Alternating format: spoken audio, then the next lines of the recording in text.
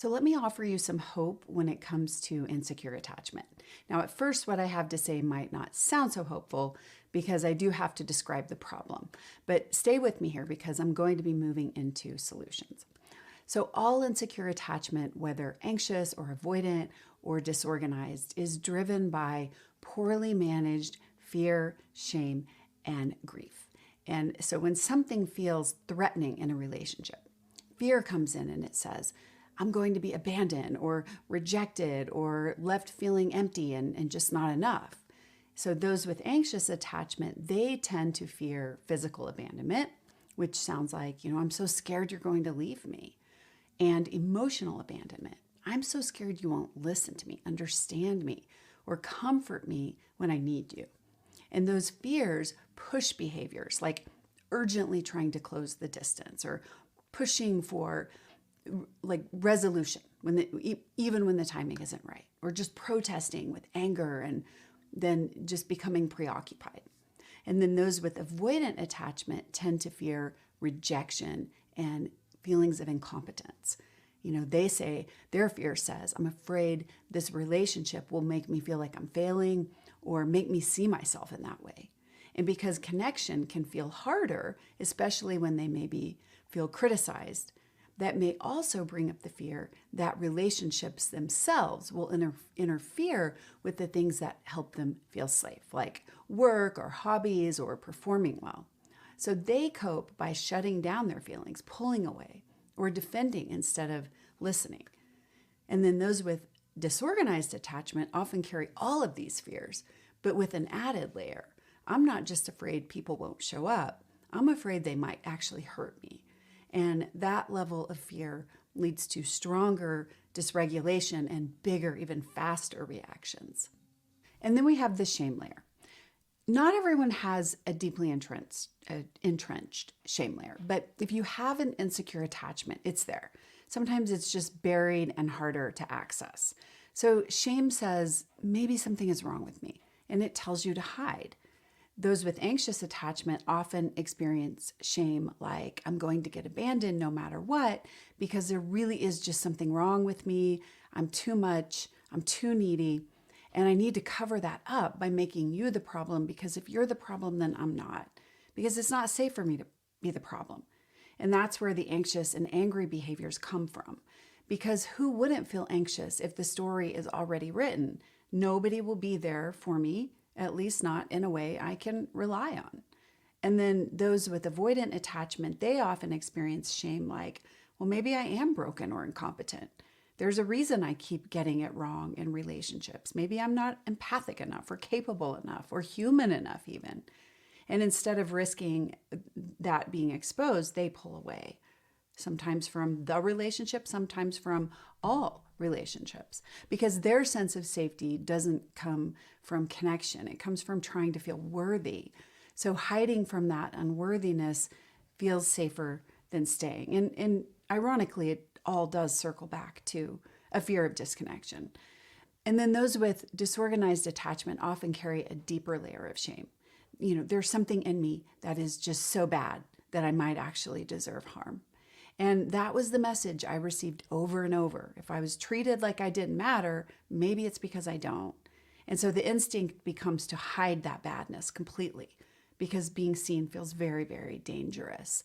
And anybody with shame, I just want to put this out there. Shame doesn't have to define you. You can have other confident parts that are able to say, no, I know I am enough. But if you do carry shame, sometimes it's just a part that voice in there that gets activated when you get triggered. But the thing is, in all of these cases, fear and shame are not the deepest layer, and they can't be healed until we get to what's underneath them. Fear and shame across all styles of insecure attachment are protecting you from grief. Grief is the deepest pain underneath insecure attachment. It's the sadness of loss of safety, loss of self-worth, loss of trust, loss of comfort, loss of feeling like someone is there for you and trust that someone is there for you. Sometimes this loss is obvious, like someone actually leaving. Sometimes it's quieter, like being unseen or invalidated or shamed or emotionally alone. Those who lean anxious tend to experience grief around people going away from them by physically leaving or emotionally dropping them. Those who lean avoidant tend to experience grief around rejection or being looked down on, which can lead them to look down on themselves, which is deeply painful for someone whose sense of safety is tied to feeling good enough. And those with disorganized attachment often experience high levels of all of it. But all of these styles ultimately circle back to the same place: grief around disconnection from others and from the self. So here's an example of how these losses show up in moments and can build over time. Now, imagine a young child reaches for comfort, and the response is just irritation. So the message that they receive is, my feelings are a burden, and my feelings will just push people away. There's a loss in that, the loss of connection and the loss of feeling like comfort and help are available. That child feels sad. We're wired to feel sadness in response to loss. And if that sadness isn't helped or met with comfort, and it doesn't go away, it stays. And if this happens occasionally and it's outweighed by moments of care and responsiveness, it's not a big problem. Kids do have resilience. But if this becomes the consistent pattern, those losses start to build up along with the sadness that comes with them. And when that happens, the child has to develop ways to cope with that pain. If there's no help or safe outlet for the hurt, they learn to have to not feel it. They either try to prevent it by getting bigger and louder and more demanding for connection, or they just shut it down and act like it's not there. Because the only thing worse than feeling that sadness is feeling alone with it. And then an adult example, let's say you feel disconnected from your partner and you get vulnerable and you say, I need to know my emotions matter to you, because when I don't know that, I feel alone. And the response is, well, you're just making a big deal out of nothing. That's a loss. It's a real moment of emotional abandonment. One that says, I'm not here when you need me. Your emotions don't matter. We all need to know that all of who we are matters to our partner, especially our most tender emotional parts. So moments like this create a loss of safety and a loss of closeness. And if they happen repeatedly and they build up, they are like 1,000 paper cuts. And over time, these paper cuts can damage a relationship just as much as something big, like an affair. And your body will start protecting that place. It's not about perfection, it's about patterns. So again, each of these losses carries sadness. And when sadness doesn't get space or comfort or help, it gets stuck. And then over time, that stuck sadness becomes shame. It must be me. The fear steps in then and says, stay protected from this pain. And then the anger and anxiety take over, pushing the behaviors that we associate with insecure attachment. Anger and anxiety are motivating emotions to protect pain. They motivate chasing or demanding or shutting down or numbing out or blaming or trying to force resolution even when the timing isn't right, or trying to make the other person finally see the facts or see that they're the ones that are in the wrong here. But here's the hope. Learning to feel grief is the way out. If you learn to feel it, to sit with it, to process it, to give yourself comfort and receive comfort from safe people, a few things start to happen. First, you realize that the sad place is not as unbearable as you feared, and it's far better than living over and over in anger and anxiety. Second, the old grief that has built up begins to ease over time, not instantly, but genuinely. Third, as that grief softens, you feel clearer, stronger, and less driven to just rely on the protective behaviors that keep insecure attachment going. And when those behaviors soften and you start cleaning up your side of the relationship has more room to heal.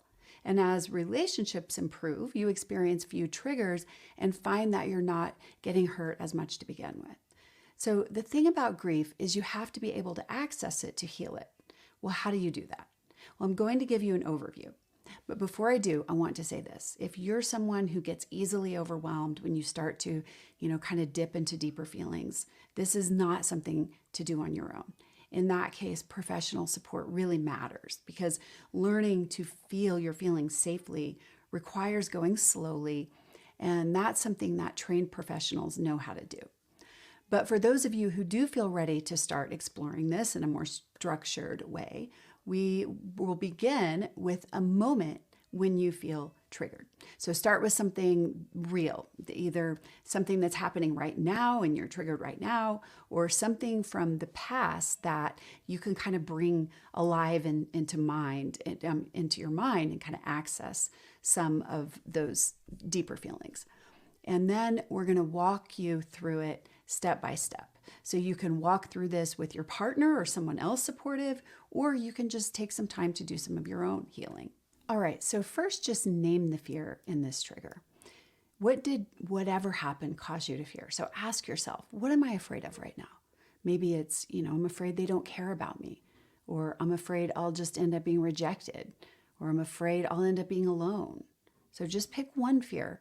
Otherwise, you're going to try to process too much at once. Pick the fear that feels the biggest and work on the other fears later. This is how we contain the work. Second, name the consequence of the fear. Ask, if this fear were true, what would it mean? For example, if they really don't care, then I'm alone. I just don't matter. I'm not worth showing up for. And then third, ask how that consequence would feel.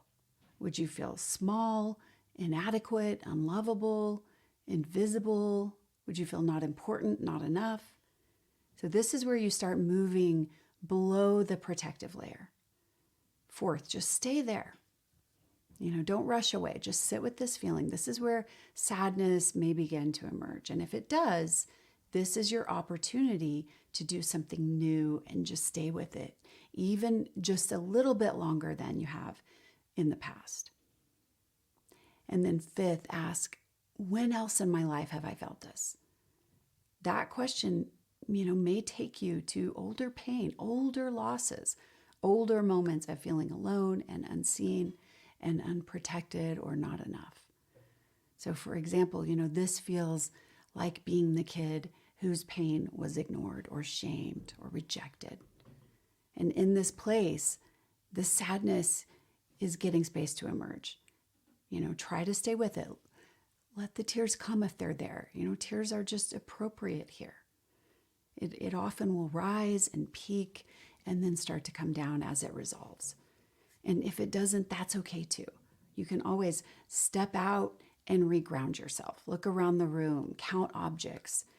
Tell yourself, I sat with that. Now it's time to put it away and come back into the room. Then reach out to someone. Maybe go for a walk and just get yourself back into life. Some people will still feel sad for a while after accessing this sadness, and that's very normal. Even good. It's grief. It's real. It needs space. It won't last forever. It's just like losing someone or something important. You need to feel the sadness, and it will ease over time if you give it space. So it's okay to feel sad for even a day or two. Now, if you feel so overwhelmed that you can't get back into life, that's when don't go there alone. This isn't safe for me to do on my own. There are deeper layers here that just need some more support.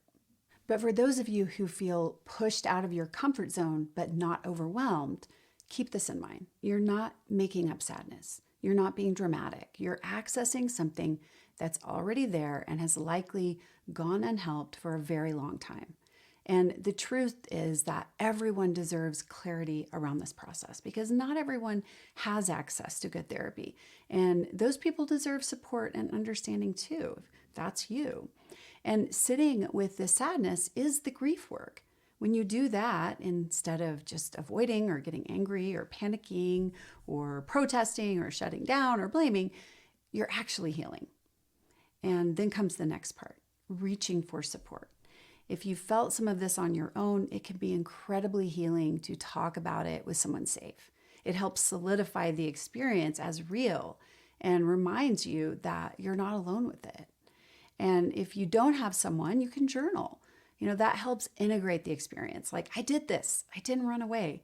I can stay with my feelings. I have some power in my healing here. It's so empowering. And as you start to understand yourself more, you'll have new ways to show up in your relationship. When you get triggered, instead of going into those reactions, you might say, I got triggered. And underneath that, I feel really sad and afraid. And it brings up this feeling that I don't matter and I don't want to fight right now. I want comfort and connection. Or, you could try, under my anger, I feel hurt and alone, and I don't need you to fix everything right this second. I just need help feeling close and feeling understood. And then for those of you who really need to hear this, if your partner isn't able to meet you there, I'm really sorry. Because while self-work is powerful and healing, even the most secure person, someone who can show up for their own emotions in the healthiest of ways, is still going to feel pain when their partner can't show up for them. It's painful to commit to someone and to depend on them for closeness and safety and not have that met because they have blocks they aren't ready or able to work through. So I don't want to take away from that. The pain of disconnection is so real. But I do want you to know there is still so much value in this work. Getting into your grief and the sadness around all the times that you felt alone in your pain, including now, that matters because those feelings are still there whether your partner meets you there or not. And if they don't get help from you, they stay stuck as anxiety, as anger, and or just buried away only to come out sideways again and again. And that's what keeps the cycle going.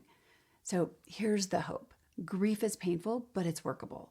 And when you stop running from it, you stop needing those protective behaviors that keep insecure attachment alive. And that's really where healing begins.